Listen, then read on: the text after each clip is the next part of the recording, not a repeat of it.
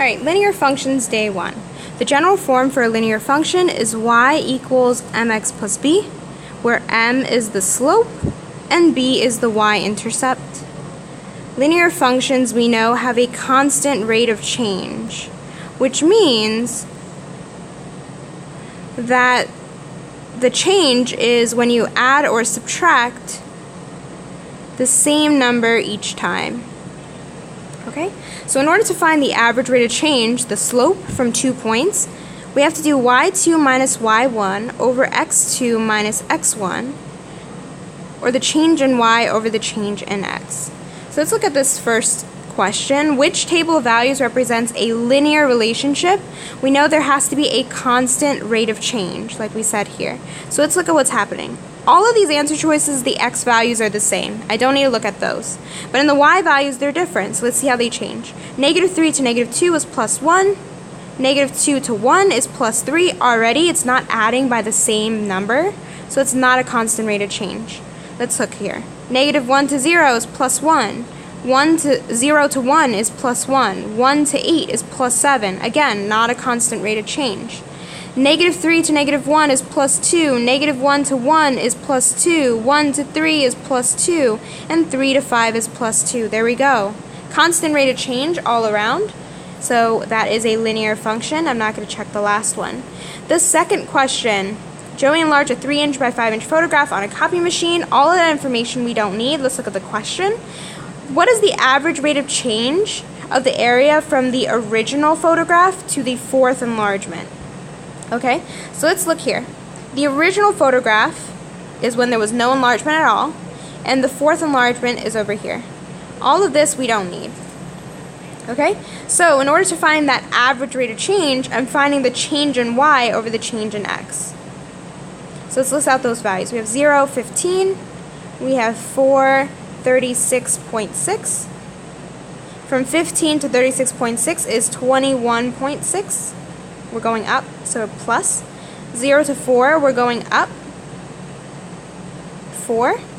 So the change in y over the change in x is 21.6 positive over positive 4, which gets us 5.4. Next page.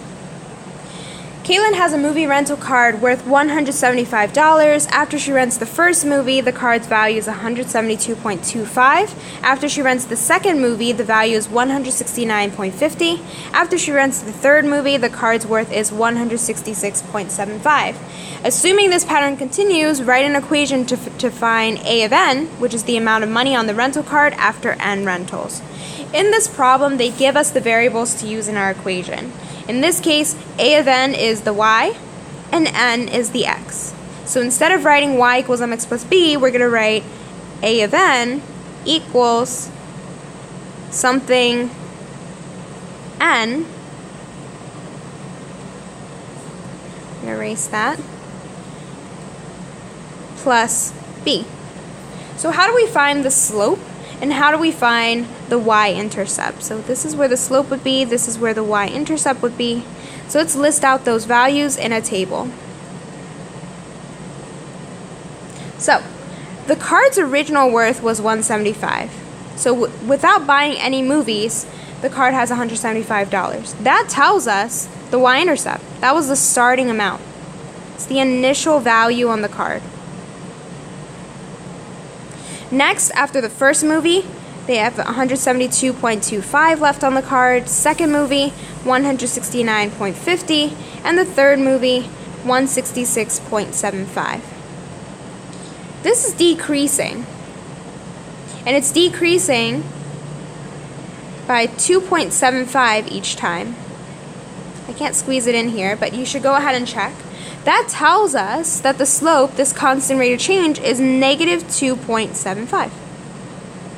So A of n is equal to -2.75n plus 175 is our equation. If Kaylin rents a movie every Friday night, how many weeks in a row can she afford to rent a movie using her rental card only? Explain how you arrived at your answer. So we need to figure out how many weeks in a row she can afford to do it. So I'm going to show you a different way that we can do it. So if this slope here tells us that each movie rental costs her $275. Okay, so if this card has $175 to begin with, let's figure out how many movie rentals she can actually get. If I divide those two, it ends up getting us 63.63, and it continues forever, which tells us that she can afford to rent a movie for 63 weeks in a row. Okay, because she has $175 in the card, divided by 275, which is the cost of each movie rental, gets us about 63 movies. If she actually doesn't have enough to get 64 movies, so that's why we have to round down.